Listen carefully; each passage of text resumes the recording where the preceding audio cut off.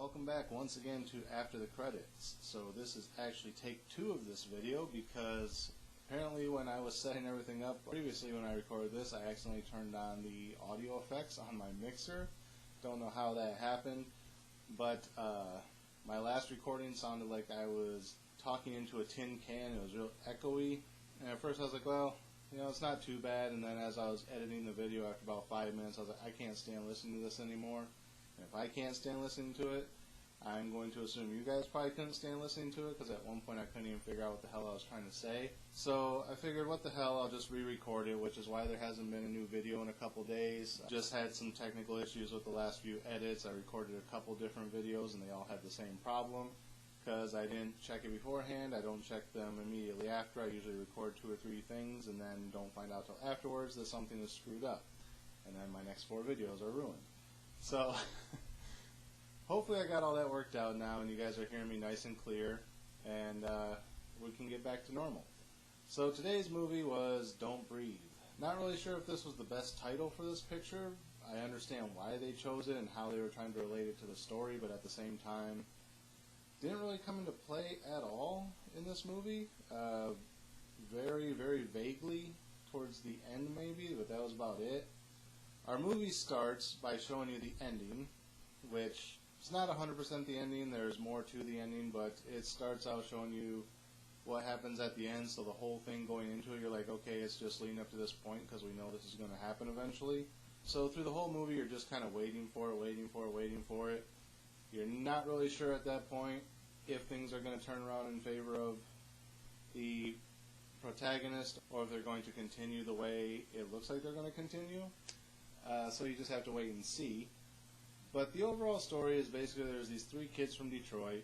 I say kids, they're like in their early 20s. They're tired of living in the sticks and they kind of want to get out of Detroit. They figure there'll be a better life somewhere else other than Detroit. They decide that they're going to start robbing people's houses in richer neighborhoods, or slightly richer neighborhoods, you know, just nothing major. They want to keep it to where it's petty crime, so like I guess anything over 10,000 they can face serious prison time, where anything under that they do like a couple months in jail and they're back out on the street. So they try and keep it to low amounts. The one kid's father, I guess, runs a security company, so he has access to like all the security codes, spare keys to people's houses that the security companies might need to have if the police ever need to get into the property. They have access to it, things like that.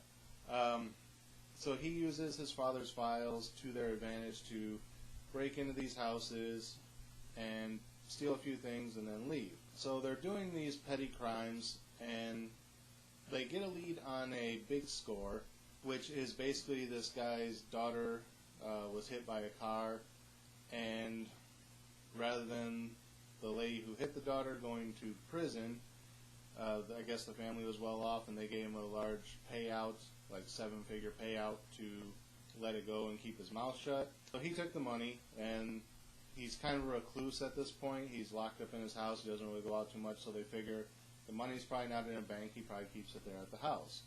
Apparently this guy uses the father's security company as well for his home security, so of course the kids have full access to getting in and out of his property whenever they want.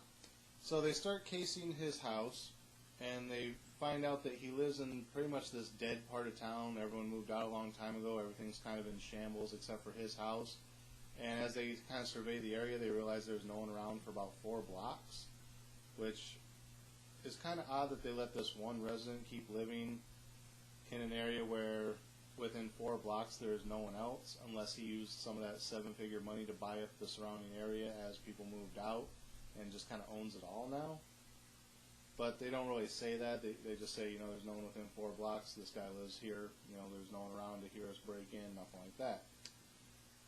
So they decide that since he's a recluse, they're going to have to break in while he's home.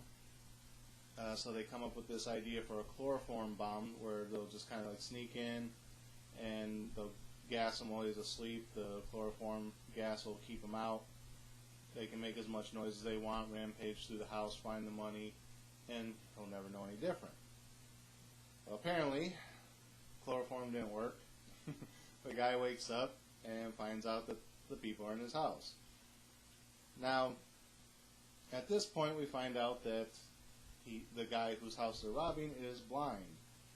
So realistically, they could have just stayed quiet, and he would have known someone was there, but he wouldn't have known where they were. But of course, the one guy who's trying to be this badass and impress everyone speaks up and he says, "Hey man, I wandered in off the street. I'm drunk. I got lost, so I just wandered in. I was looking for a place to sleep. I didn't know anyone lived here. Blah blah blah." Okay, there's no one within a 4-block radius of this place. So first of all, why are you wandering around drunk in this neighborhood where no one lives other than this one guy?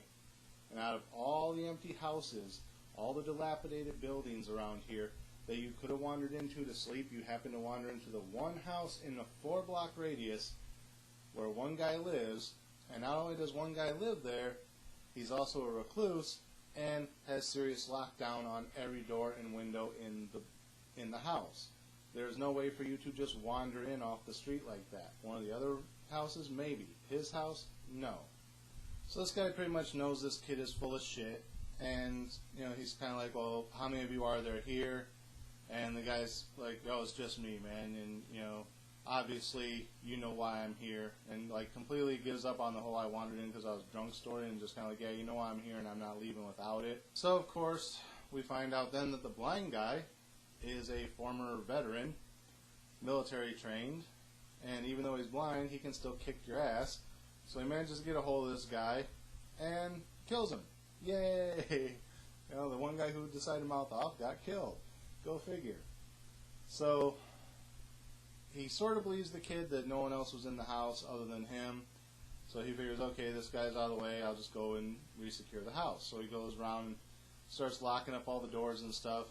And the other two people that are in the house, the other two kids, they're trying to move around to the exits, and every time they're moving towards an exit, the guy kind of cuts them off. And at first you're kind of like, is he doing it deliberately? Can he actually see them?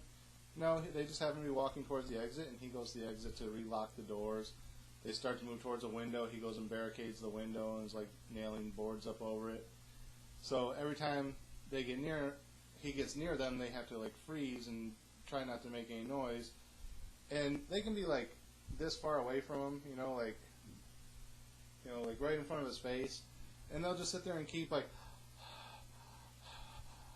breathing real hard, and the guy doesn't realize they're there. So again, why is this called "Don't Breathe"? I would figure like with his advanced hearing, he'd be able to hear you and would know someone else was there, but he doesn't figure it out until probably 20 minutes later. He finally realizes there's other people in the house, so of course he's trying to locate them. They're trying to find their way out, but at the same time, if they can, locate the money. So at one point it kind of seems like even if he had realized someone else was there, if they had managed to make it to an exit and left, he probably would have let him go with no problem. But at one point they find out where the money is, and they take it, and then he kind of realizes that they have his money, so now he can't let him leave until he gets his money back, so now he goes on the hunt. So because he's blind, there's no lights on in the house. Obviously it's his house, so he knows the terrain better than they do. So it's just like it turns into this game of cat and mouse of him becoming the cat, them becoming the mouse, and him chasing them around trying to get this money back that they took from him. And of course, since that was the main thing that they came there for, they can't go without the money. Like I said, it becomes this game of cat and mouse, and you find out more and more stuff about this guy as the time goes on. But I don't want to go too much into detail about what all you find out about him, just because I don't want to spoil too much of the movie. I'll give you the basic premise of what happens, but I don't want to spoil the ending because it was kind of fun. But yeah, so then it kind of plays out until you reach where you were at the start of the movie when they showed you the ending as the opening. So it plays out, plays out, plays out, and we get to that point and you're like, okay, where's it going to go from here? And then of course it plays out the ending and kind of wraps up nicely. It was a little predictable at certain points, like when certain things started happening, I was like, okay, this is probably going to happen next. Yep, it did. Okay, now this is probably going to happen. Yep, there it is. So it was kind of easy to follow and easy to guess at a certain point, but at the same time, it was a fun ride getting there. Again, I'm going to try not to spoil too much of it for you just because it was a fun movie. I'd recommend going to see it. What would I give it as far as a star rating? I'd give it a 3.5, a solid 3.5. Honestly, if it hadn't been for the fact that it was a little predictable, and I've seen some of this stuff in movies before, this whole like home invasion angle, and then like the twist to the home invasion, you know, that kind of stuff. It's been in other movies before, so because it was a little bit predictable, because I'd seen it like that before, it doesn't quite deserve a 4, even though had it not been for those couple issues, it would have been a solid 4. But because of those, it gets knocked back down to a 3.5. Overall, it was still fun. Kind of an average movie, but it was a fun ride. Keeps you entertained. I wouldn't necessarily say it keeps you on the edge of your seat or anything like that, but it'll keep you entertained for the short time that you watch it. Again, not a long movie. Honestly, by the time it got to the end, I was like, wow, are we that far into this movie already? Because it really didn't seem like much had happened, and like a lot of time had passed real quickly. But it wasn't boring in the sense that it seemed like not much happened in that amount of time.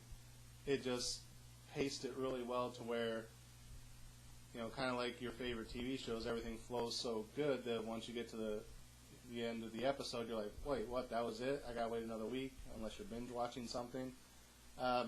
So once it got towards the end, you're like, wow, we're that far into this movie already, time-wise. So yeah, it kept me at least mildly entertained enough to where I didn't realize how much time had passed until it passed.